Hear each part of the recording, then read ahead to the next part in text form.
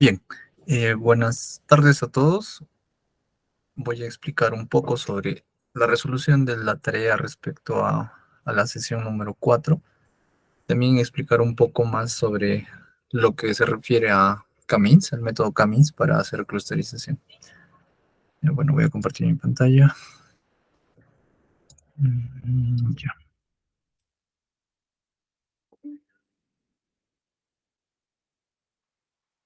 Ya, creo que sí se logra ver, ¿verdad? Ya, entonces, primero para ver respecto a la clusterización, tenemos que saber un poco sobre qué es clúster. Entonces, esa pregunta es un poco simple de responder. Un clúster es un grupo donde todos los individuos son homogéneos entre sí respecto a unas ciertas características, justo lo que la ingeniera comentaba. Entonces, es un grupo en sí, clusterización, después lo que viene en sí es un método para hacer grupos dentro de los datos que se tienen de acuerdo a las características, ¿no? Como dice que es completamente heterogéneo a otros grupos, eso es como que haríamos que las características de un grupo tienen que ser muy similares para que todos los elementos de ese mismo grupo estén perteneciendo al grupo, se podría decir. Ahora, lo que nos explicó sobre el método Camins. En sí, para hacer clusterización existen varios métodos que se podrían dividir incluso en jerarquizada y no jerarquizada. Sin embargo, la ingeniera utilizó el método Camins, que es un método para clusterización no jerarquizada. Entonces, lo que significa la clusterización no jerarquizada es que agrupa los datos en grupos separados. La clusterización jerarquizada lo que hace es agrupa en grupos, pero como si estuviera un grupo, o sea, puede que un grupo esté dentro de otro grupo. Esa es la diferencia en sí. Bien, hablando respecto al método Camins, también decimos, ¿no?, que es un algoritmo rápido y simple, debido a que su utilización utiliza la distancia entre los puntos, ¿no? Ahora, proporciona resultados confiables, pero también es bastante sensible a los datos que se le ingresa al método, ¿no? Ahora, se tiene que indicar, bueno, esto es importante para el método Camins, que se requiere que indiquemos el número de clústeres que necesitamos obtener después de haber realizado el método, ¿no? En este caso, el valor K es una variable que se utiliza para el método de Camins, por eso es que es su nombre Camins, ¿no? Es la K-media en sí. Bueno, y tenemos así como un dato adicional, es que el método Camins no funciona de una manera correcta si es que tenemos datos atípicos. Por eso es que para realizar el método de clusterización Camins requerimos que nuestros datos estén bastante normalizados y ya después de haber sido limpiados, como mencionó el ingeniero. Entonces, comenzamos. Para realizar los ejercicios se importan estas librerías. Eh, el Pandas, que ya hemos utilizado más antes, el Matplotlib también es para graficar, ¿no? El NumPy usualmente lo utilizamos para hacer operaciones y los dos nuevos que son el sklearn, tanto el cluster y el preprocessing. En sí, el mínimo max scaler lo vamos a utilizar en el ejercicio 2. Sin embargo, esto solo lo utilizamos para hacer la normalización de los gráficos, que, bueno, que va a venir más adelante, ¿no? Ahora, ejercicio 1. En sí, el ejercicio 1 nos mencionaba sobre la utilización de clusterización para que encontremos y luego al final analicemos, ¿no? Si es que está, bueno, para hallar en sí la cantidad, el valor de la variable K y luego verificar si es que está bien la cantidad de clusters que estamos utilizando. Entonces, lo que yo hago primeramente, este es mis archivos que estoy utilizando, ¿no? Para el ejercicio 1, si mal no recuerdo, es el archivo que se llama entregas, que es un CSV. Entonces, lo que estoy haciendo es leerlo primero de esta manera, ¿no? Leo el archivo. Esperen un rato, estoy corriendo, estoy acá. Esto ya les voy a explicar más al final.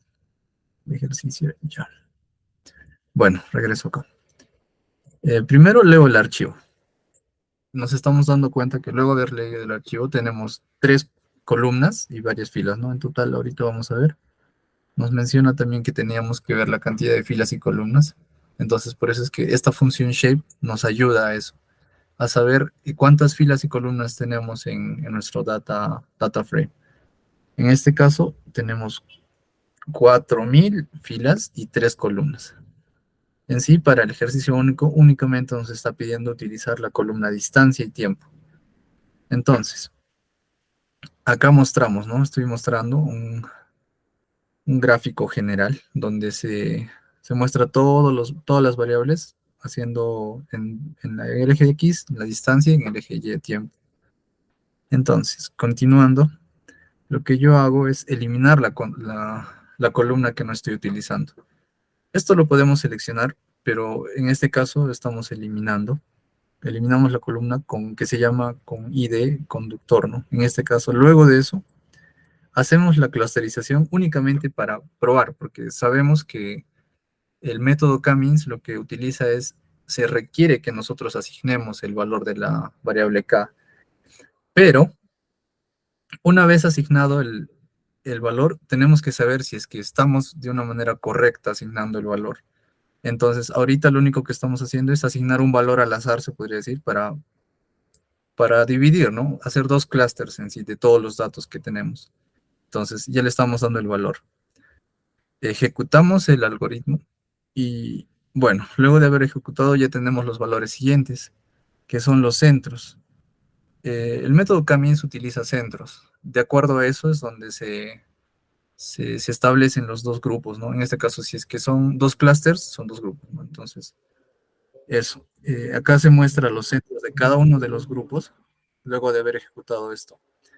El K-means, la librería mismo, luego de haber ejecutado el algoritmo, utiliza, bueno, ya nos da estas variables para poderlas utilizar de una mejor manera, ¿no?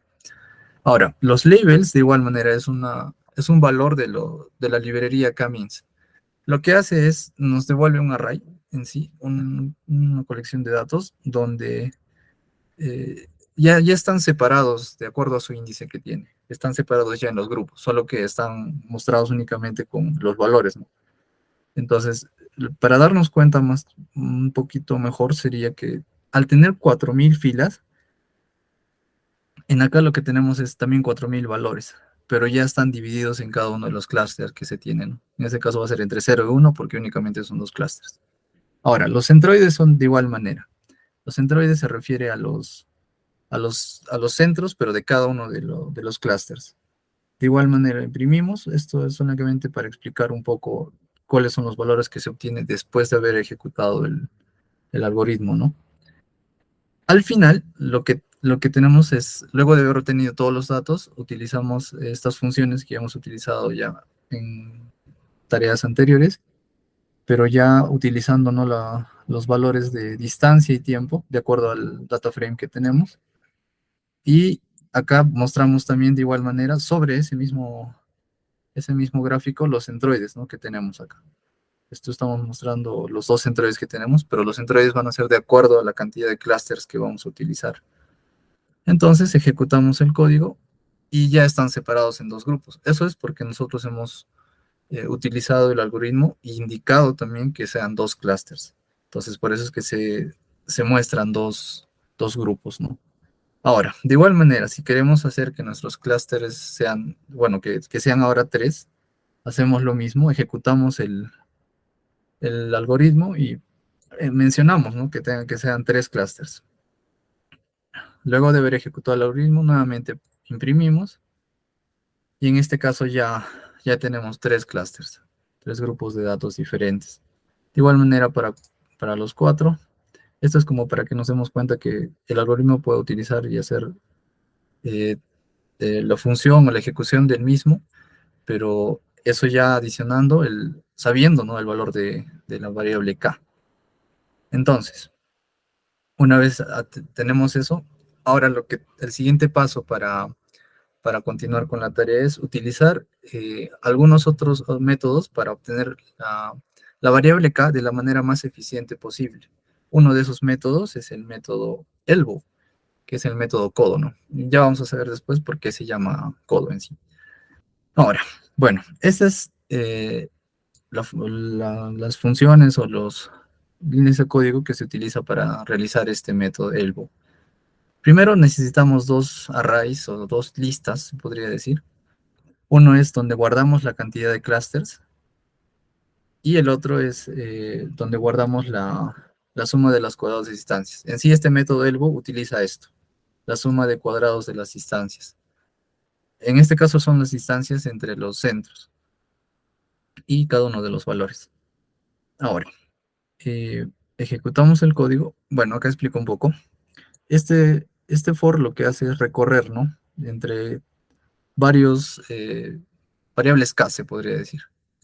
Entonces, vamos a tener una variable K, la variable K entre el número 2 y el número 19. Entonces, vamos a hacer el recorrido de arriba que hemos hecho cuando ya le asignábamos los clusters así manualmente, ¿no? 4. Pero en este caso, lo que hacemos es hacer que se ejecute, pero para diferentes valores de K. En este caso, los valores de K son entre 2 y 19. Luego, hacemos la ejecución de los datos, por eso es que acá estamos poniendo y está en el rango de 2 y 19. Entonces, va subiendo, ¿no? Entre 2, 4, bueno, en este caso sí, 2, 3, 4 hasta el 19. Y luego acá agregamos el valor de i del número de clúster. En sí estamos agarrando el mismo i, ¿no? Y estamos guardando acá en la lista. Y de igual manera acá, estamos guardando en la lista el inertia, lo que nos devuelve es el valor en sí de la suma, en sí es la suma de los cuadrados. Esto nos va a servir para realizar el método ELBO. En sí al final, luego de haber ejecutado toda esta función, se podría decir, imprimimos, ¿no? Y hacemos un contraste entre esos dos valores que hemos guardado acá, entre n cluster y ese, que es la suma de los cuadrados. Entonces, tenemos este gráfico. Y este gráfico lo que nos indica es, acá está el número de clusters, como hemos ejecutado desde el número 2 hasta el número 19, y arriba es la suma. Mientras más se acerca al número 1, es mucho más eficiente, pero mientras más se aleja del número 1, es como que es más difícil de manejar los datos, incluso pueden ser, no estar bien ejecutado la clusterización en sí. Entonces, ¿por qué se llama método codo? Porque como vemos acá, aparece como una skin, es como que mientras los datos están, bueno, cuando tenemos acá en 3 clusters, se pasa de 1, ¿no? Es un valor positivo, por lo tanto está bien. Cuando está en 4 clusters, comienza a bajar, pero todavía sigue acercándose a 1. Entonces, donde baja un poco más y es un poco más constante, es con la cantidad de 6 clusters. Y es por eso es que aparece una especie de codo, ¿no? Entonces, por eso es que el método se llama codo. Ahora, acá viene la evaluación. La pregunta del ejercicio 1, una de las preguntas era saber cuál es la variable K más óptima para clusterizar este grupo de datos, ¿no? Entonces, como vemos acá el gráfico, la variable K para el número 6, o sea, 6 clusters, es la más óptima. ¿Por qué? Porque en este gráfico se muestra que es la única bueno, es la última en la que se muestra que tiene más cercanía al número 1, ¿no? Las demás ya comienzan a bajar un poco más hasta que llegue a la cantidad mínima de clústeres, sería los 4000, sería hasta 4000 clústeres en este caso, pero lo limitamos acá. Bien, continuando con la evaluación. Ahora, para hacer una evaluación de si es que están bien clasificados, se podría decir, si es que está bien clusterizado, existe un método también que se llama el método de la silueta en español, que dice. eh, Esto lo que calcula es la media de cuán parecido es un objeto. En sí verifica si es que las características que tiene cada uno de los clústeres de los elementos, mejor dicho, de cada clúster, está correctamente asignado al clúster. Entonces, ese valor varía entre -1 y 1. De igual manera, también vamos a hacer el contraste que se tiene. Sin embargo, ya utilizando el método de la silueta, ¿no? Ahora, bien, regresando al código, de igual manera importamos ahora ya de sklearn también, pero la parte de silueta, el puntaje de silueta se podría decir. Utilizamos lo mismo, una manera muy similar de hacerlo.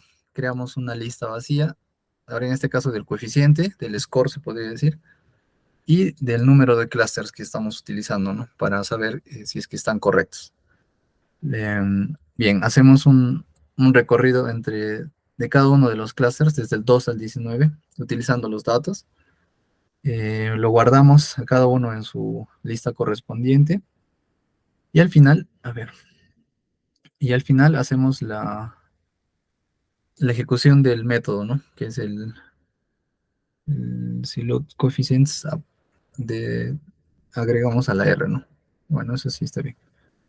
Ahora,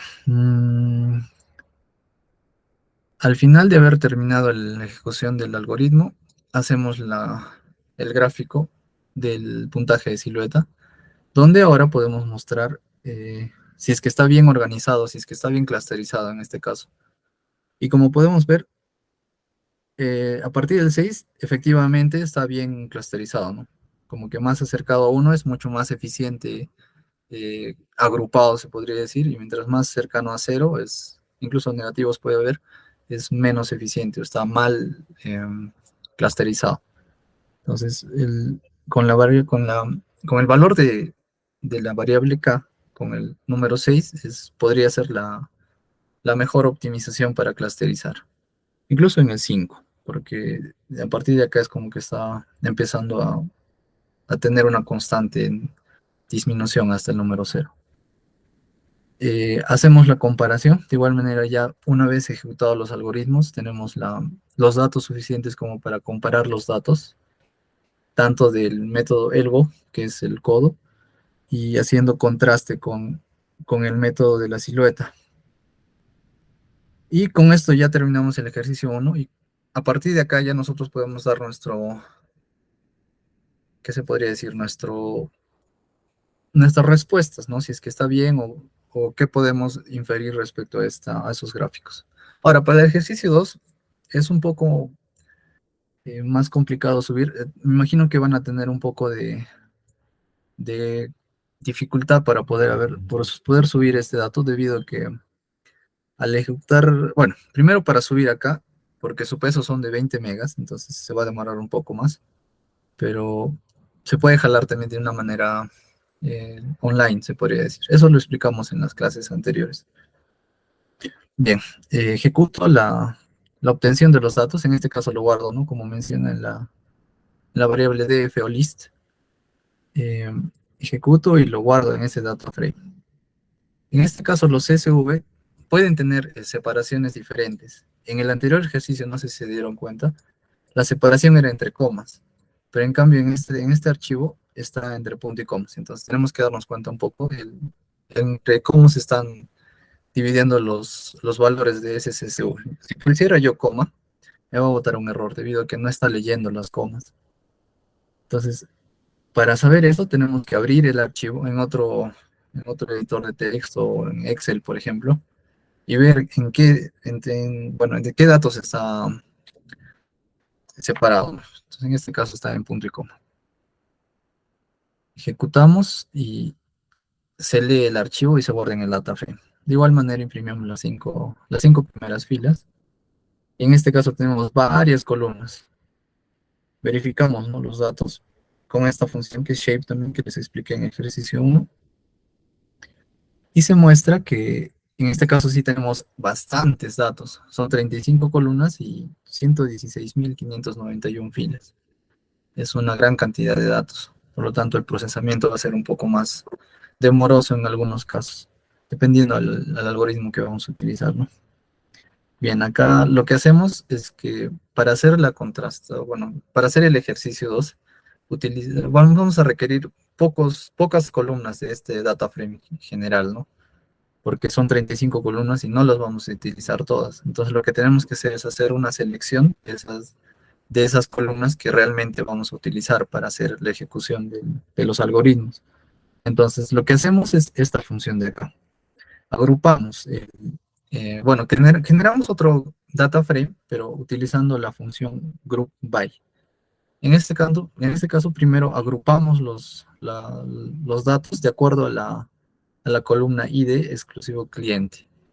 Pues, agrupamos eso y agregamos a nuestro nuevo data frame, ¿no? Acá yo le llamé muy similar a esto. Este es el data frame general, el que tiene 35 columnas, y esta es la variable que estoy asignando a un data frame ya después de haber seleccionado solamente las columnas que nos interesan.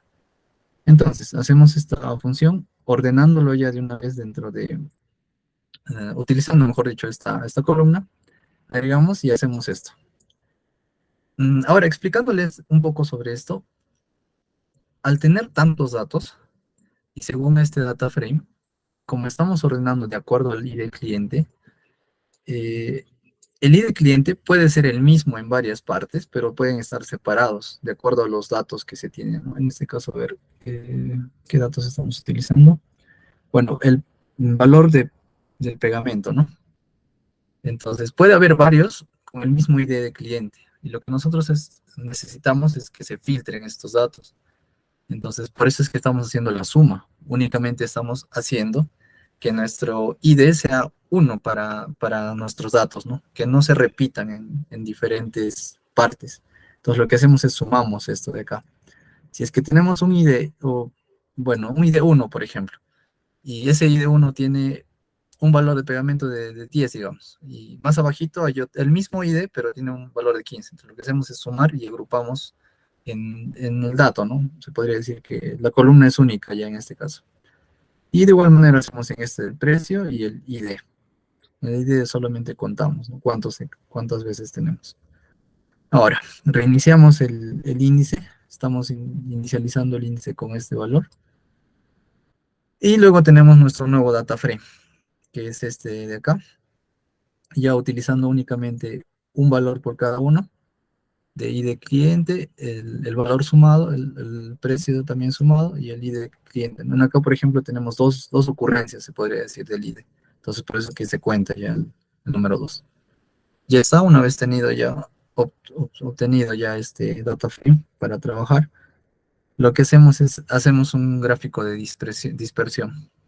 Esta función de acá que se llama scatter hace el gráfico de dispersión. Y hace el mismo contraste, ¿no? X y Y. X es el valor del pagamento y Y es la puntuación de la revisión que dice. Entonces utilizamos eso y hacemos nuestro gráfico. Le damos los valores, los nombres de cada uno de los ejes y el título, ¿no? Eso es un poco más sencillo.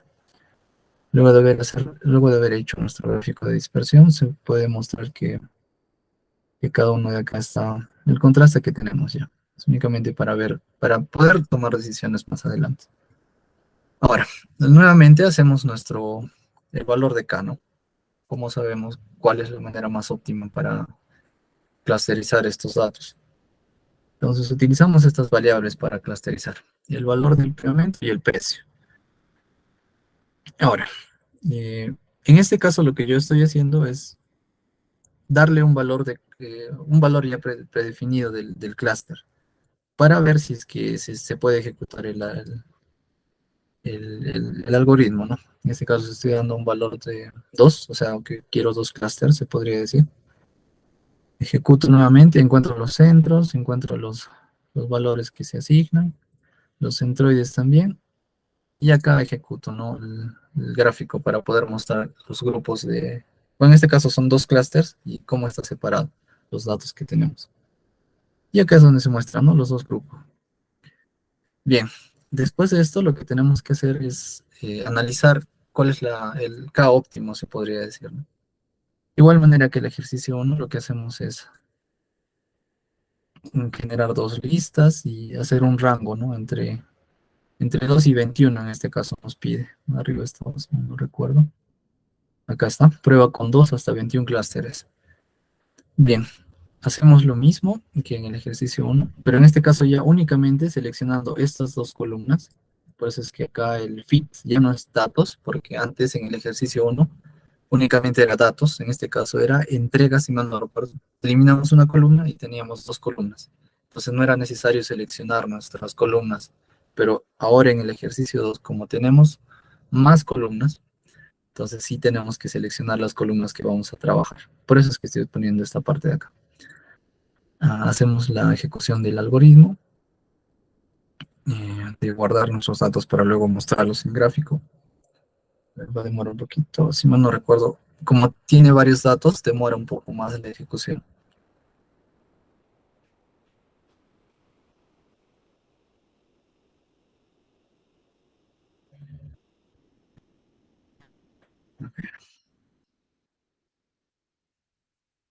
Esperemos un rato.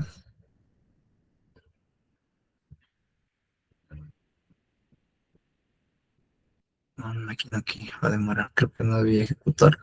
Bueno, mientras esperamos que ejecute, voy a explicarles un poquito más cómo lo hice. Es muy similar, ahorita ya terminó. Es similar al ejercicio 1, sin embargo, ya estamos haciendo utilización de, bueno, estamos seleccionando, ¿no? Estamos en un, se podría decir, en una especie de entorno un poco más realista, porque en el otro solamente teníamos dos datos. Pero ahora estamos haciendo ya la selección de los datos. Bien, de igual manera imprimimos la cantidad de clusters. Estos dos datos de acá es lo que son las listas que estamos guardando acá, ¿no? Luego de haber ejecutado el algoritmo. Entonces acá tenemos desde 2, 3 hasta el 21, ¿no? En este caso hasta el 20. Y los datos ¿qué se puede decir? Las distancias que está cada uno. Bien, imprimimos el gráfico, haciendo la contratación para la, la contrastación de los datos. Y si nos damos cuenta, a partir del K número 5 es donde está empezando a ser más constante esto de acá.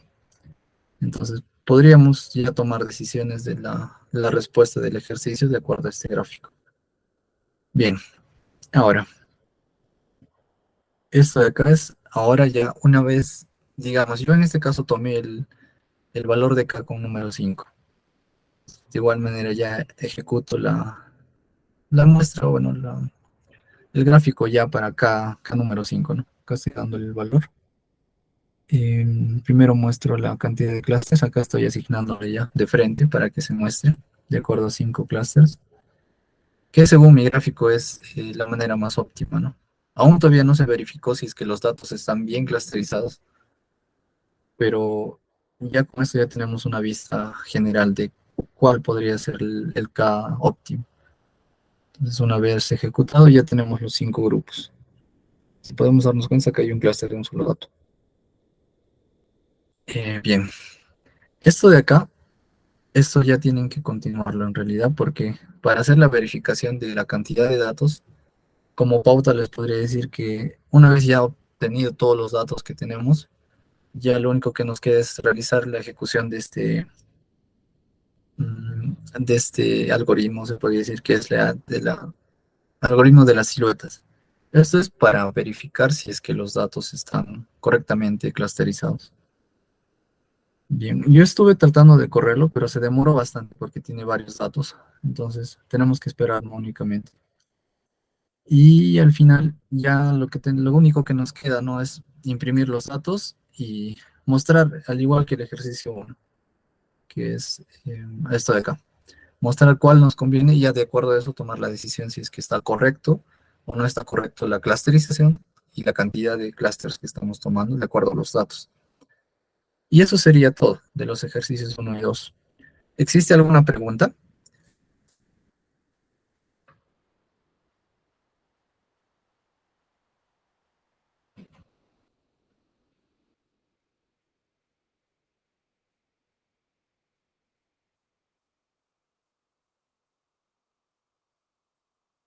Creo que al parecer no. Bueno, no hay ninguna pregunta. Espero que les haya podido ayudar esto, la resolución de los ejercicios sobre todo. En sí, como pautas podría tener, eh, estas presentando para todos ya. Como pautas para poder realizar este ejercicio, es entender primero cómo funciona el Camins.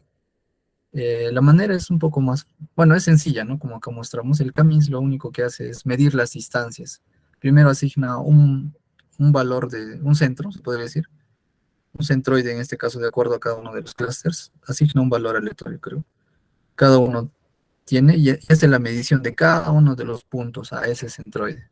Y de acuerdo a esa medición, toma la decisión de o bien mover un poco el centroide o mantenerlo, ¿no? Y de acuerdo a eso ya se obtienen los datos. Verifica si es que a los dos centroides, por ejemplo, si son dos clusters, verifica con cada uno de los centroides. Y cuál es el más cercano y se asigna ya el valor a ese. Entonces, por eso es que ya asignan los grupos, ¿no? De acuerdo a la cercanía que tienen al centroide. Y eso es básicamente el algoritmo. Y ya por eso es que es necesario cuántos clústeres se tiene que tener. Y después la siguiente parte, lo que hacemos es verificar si es que está correcto la cantidad de clusters y si es que está correctamente también de igual manera, organizado, bueno, clusterizado se podría decir. Este método nos ayuda bastante porque nos gráficamente ya se puede mostrar si es que está más óptimo, ¿no? Y al final de la evaluación lo único que hacemos es el otro algoritmo, que el puntaje de silueta en sí. Ya verifica si es que están, de acuerdo a las características, están correctamente clusterizados. Y al final hacemos el contraste y ya tomamos decisiones de acuerdo a eso, si es que es correcto, ¿no? Para responder a los ejercicios en sí. Y en el ejercicio 2 de igual manera, solo que ya con datos adicionales. Bien, yo considero que eso sería todo por el momento, debido a que son solamente dos ejercicios. Entonces ya podríamos continuar después, ya preparados ya para la siguiente clase de la ingeniera. Debido a que no hay más preguntas, entonces sería el día de hoy ya completado, ¿no? Bueno, que tengan felices fiestas el día de mañana. Feliz Navidad para todos y ya nos veremos el día martes con la ingeniera. A no ser que haya alguna noticia diferente o adicional respecto a las clases.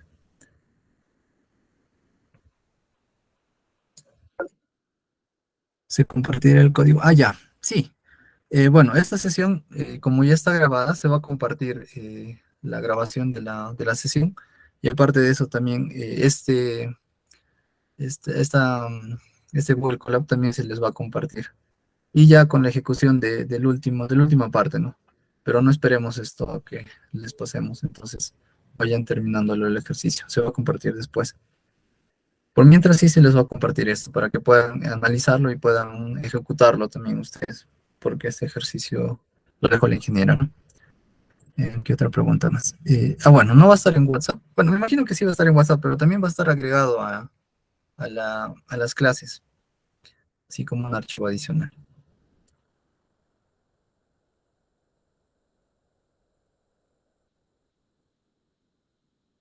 Bueno, esa sería la única pregunta, creo. ¿O hay más preguntas? Mm, bien, creo que al parecer no hay más preguntas. Eso sería todo por el día de hoy. Hasta luego.